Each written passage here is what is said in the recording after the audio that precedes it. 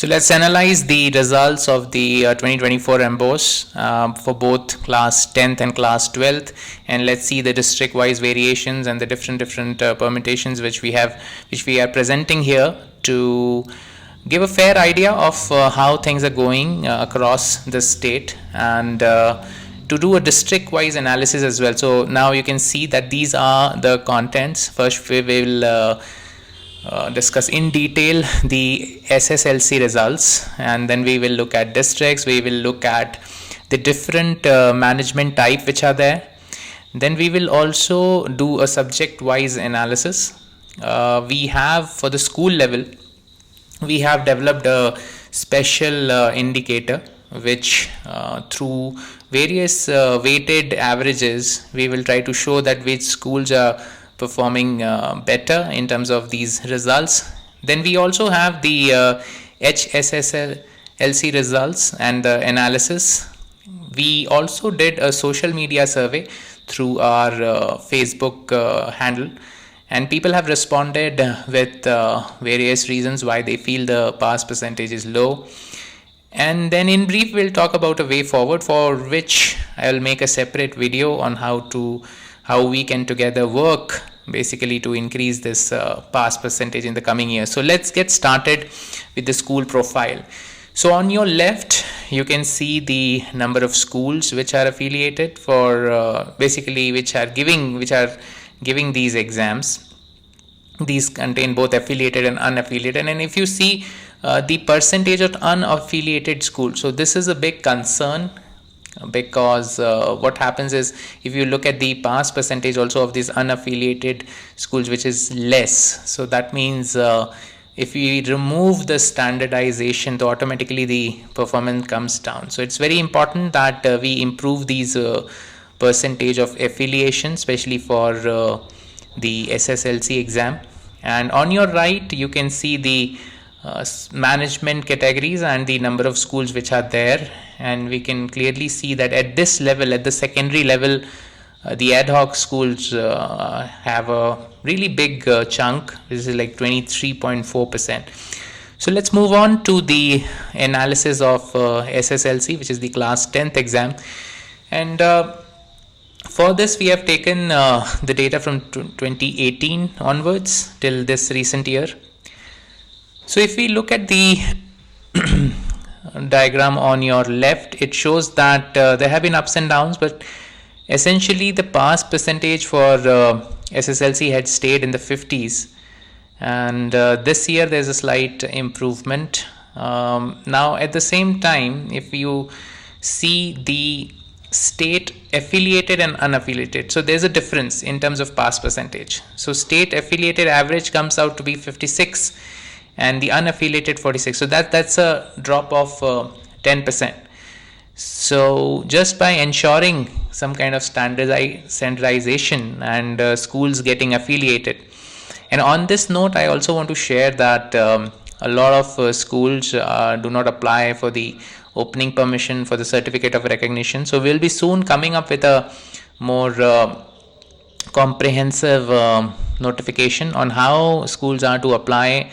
The procedure is a little different for elementary and secondary, so it's very important that all these documents are there with the school. Proper certificate of recognition. First it will start with provisional recognition, or you can say opening permission, and then it will be certificate of recognition. So these things are very important. On your right you can see the box plot, so which essentially suggests that over the years, see, the box is moving upwards. So that's a good sign.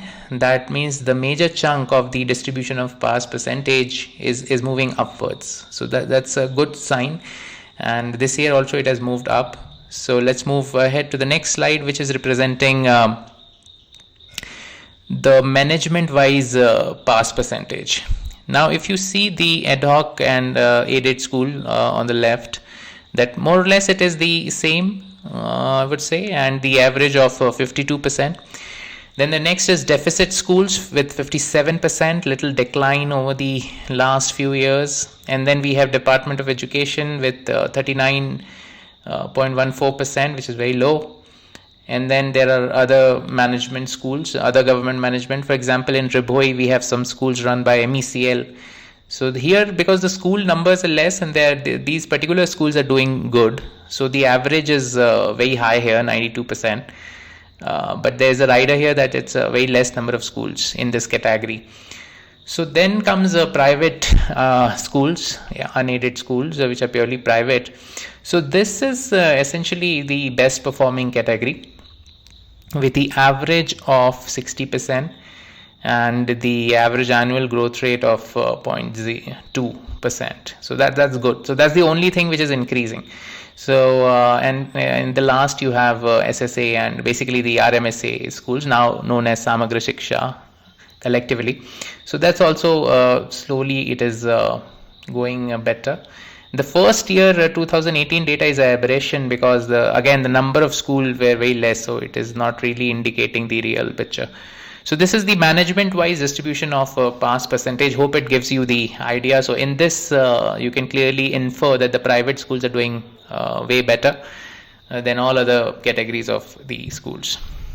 Now coming to the district wise distribution of pass percentage.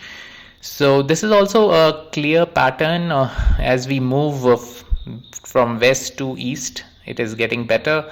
You see that the Jayantia Hills and the East Khasi Hills and the Mairang Eastern West Khasi Hills, these districts have done fairly well. They range in the 70s.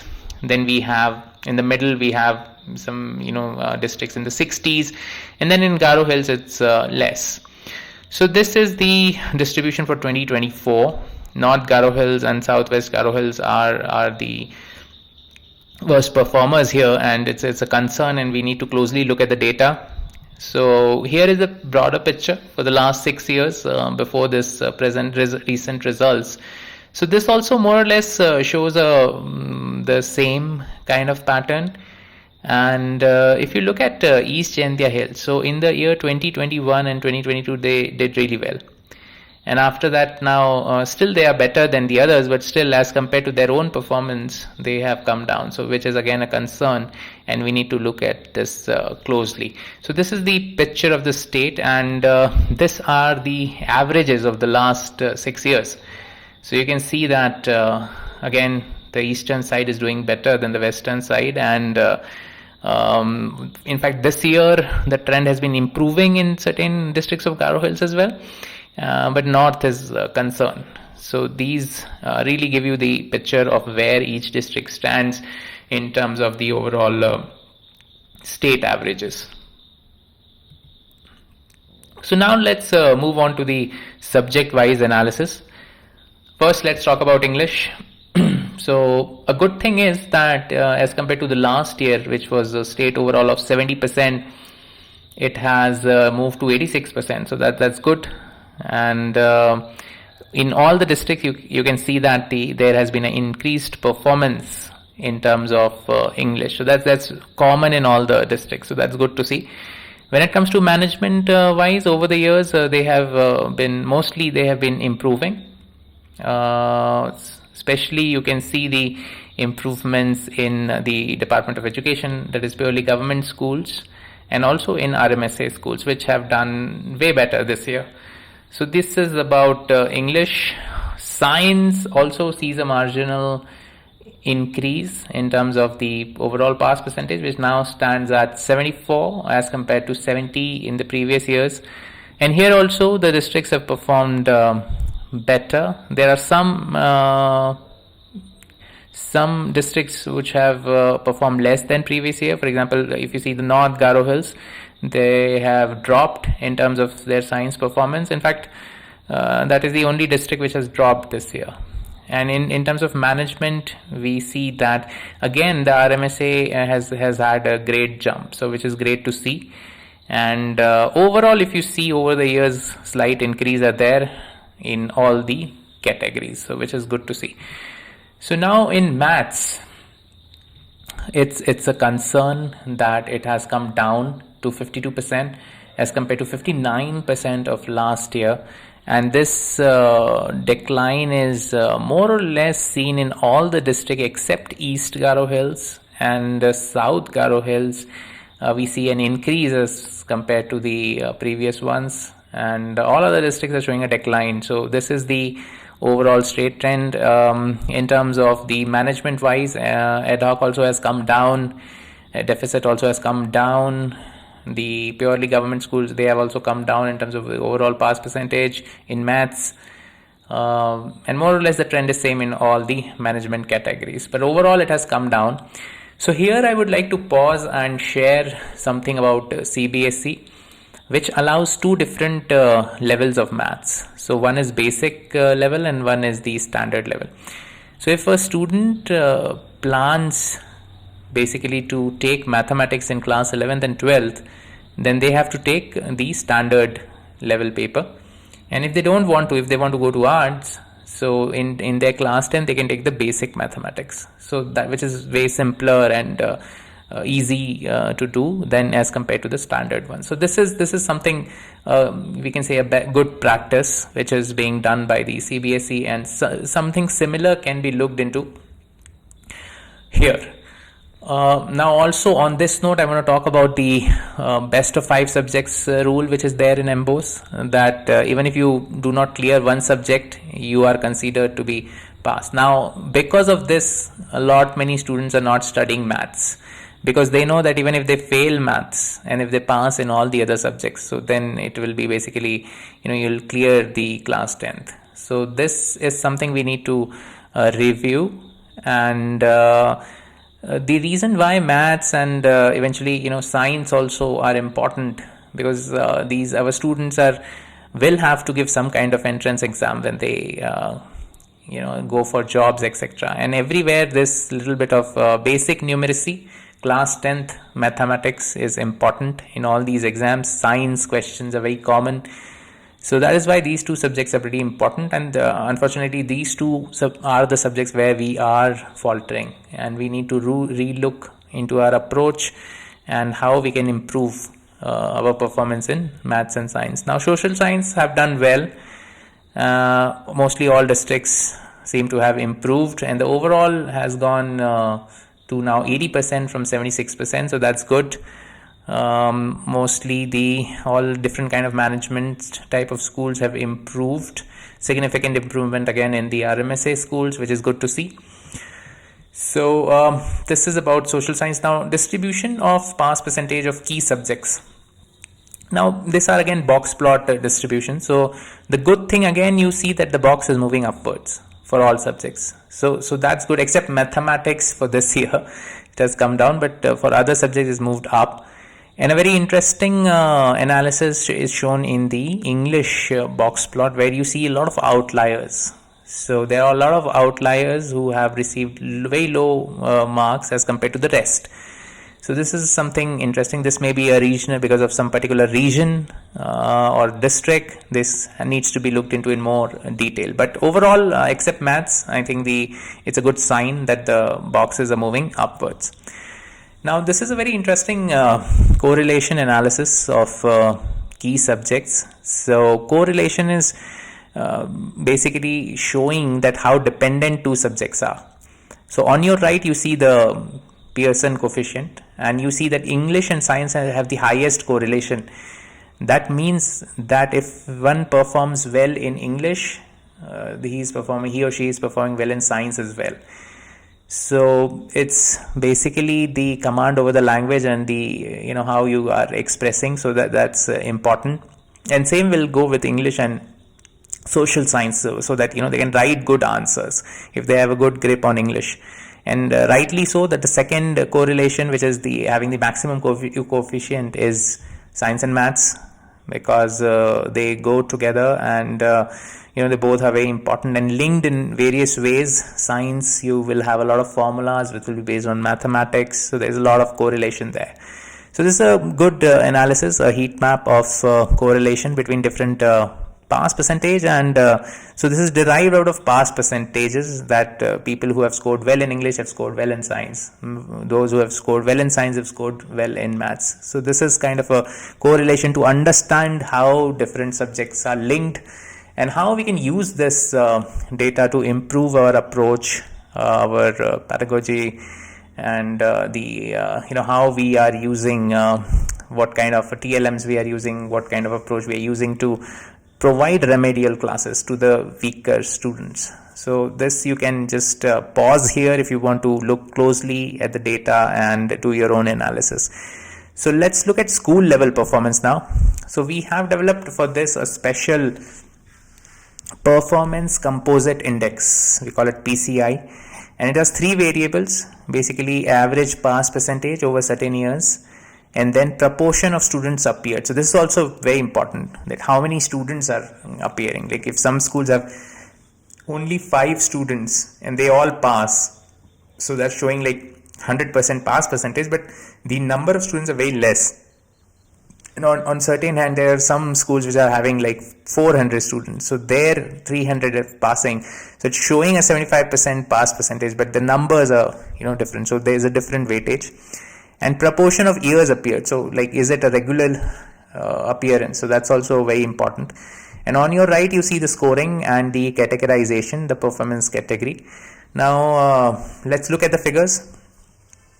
This is the distribution of schools in different performance categories, and as you can see, East Khasi Hills, Ribhoi to certain extent, West Garo Hills and West Jaintia Hills have good number of schools in the upper ranks of excellent, high academic standards and above average. And if you look at the highly outstanding, it's mostly in Shillong, in East Khasi Hills, that mostly will be from Shillong, and 11 from Tura. So that is the distribution, as you can see which districts are having good performing schools. So that's a great indicator. And similarly, if we see the percentage, so this shows the percentage distribution. So you can see that 23% of the excellent schools of the are in East Khasi Hills, 8% are highly outstanding of the whole basically schools in East Khasi Hills. So that's something which you can again pause, take a screenshot, or just look at the data closely for your respective districts. I think it will be very interesting analysis for the DSEOs and the principals for their respective districts with whom they are competing. So just pause and have a look for a deeper understanding.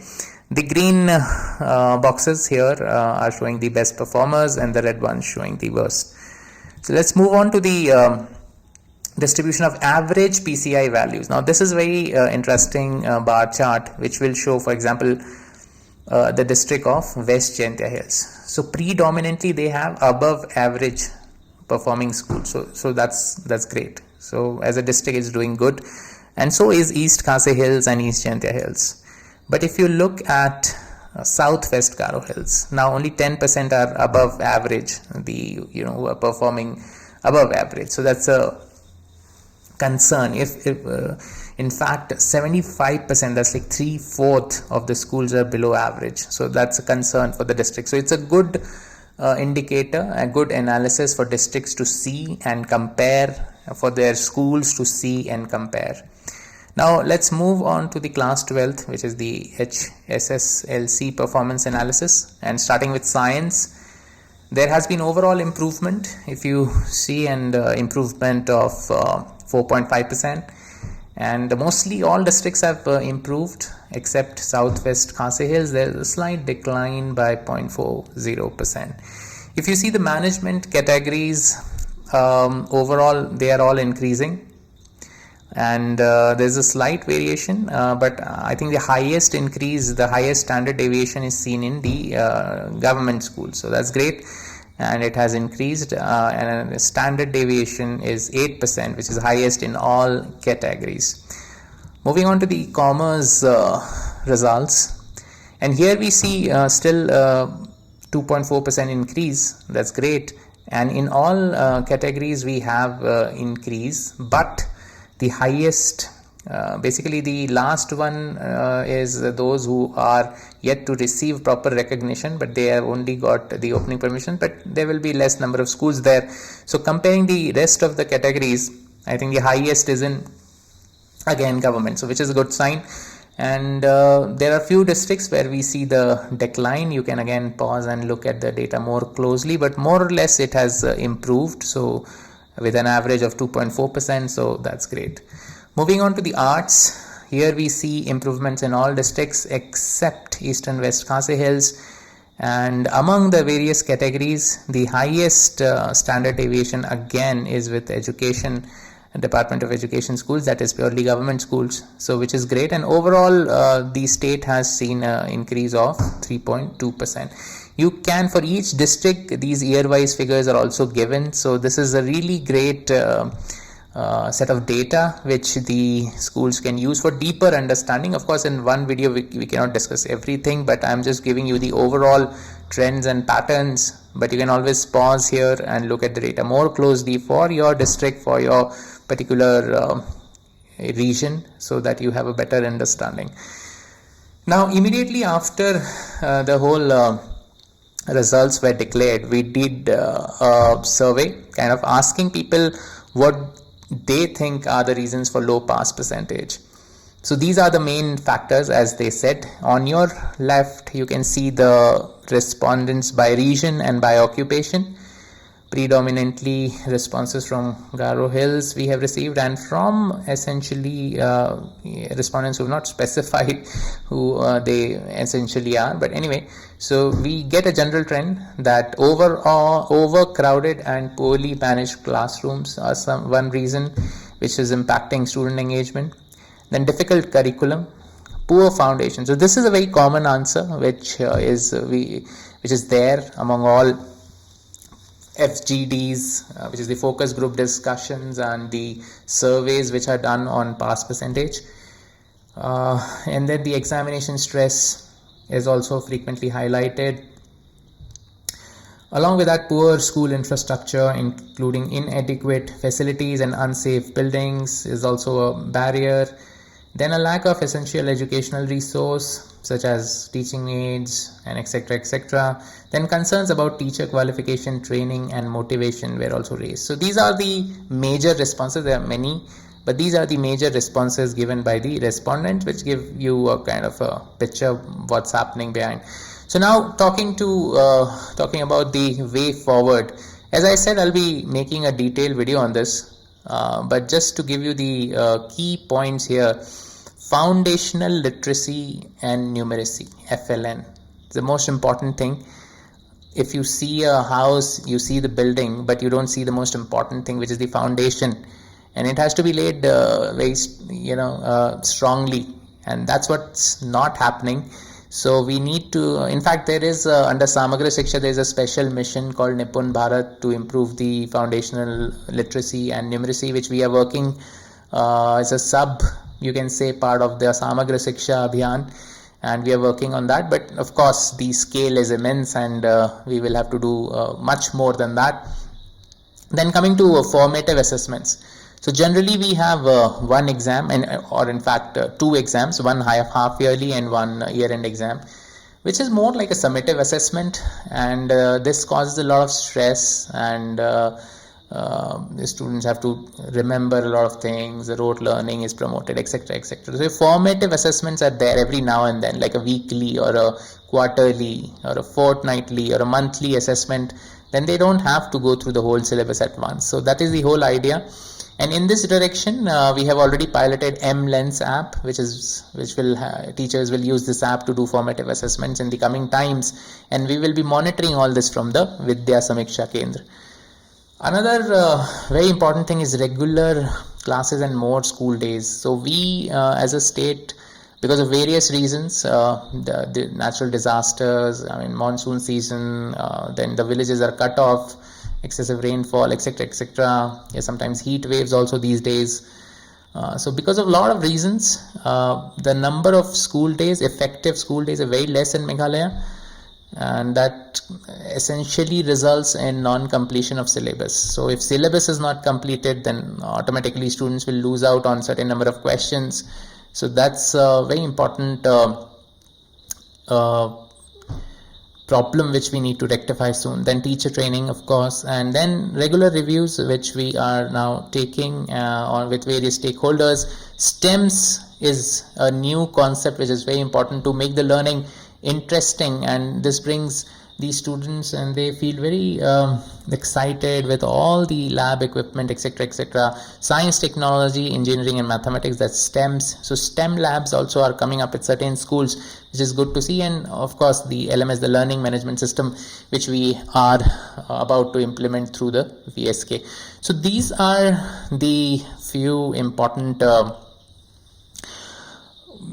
steps which we will be taking to improve, but of course, as I said, I'll be coming up with a more detailed video. I would love to see what you think about how we can improve pass percentage in Meghalaya. In fact, more importantly, how we can improve the learning levels, and even more important than that is that our children, as NEP says, they learn how to learn. Along with learning, it's important that they learn how to learn so that they are empowered to achieve whatever they want to achieve. Thank you so much for watching, and I look forward to your comments. Thank you.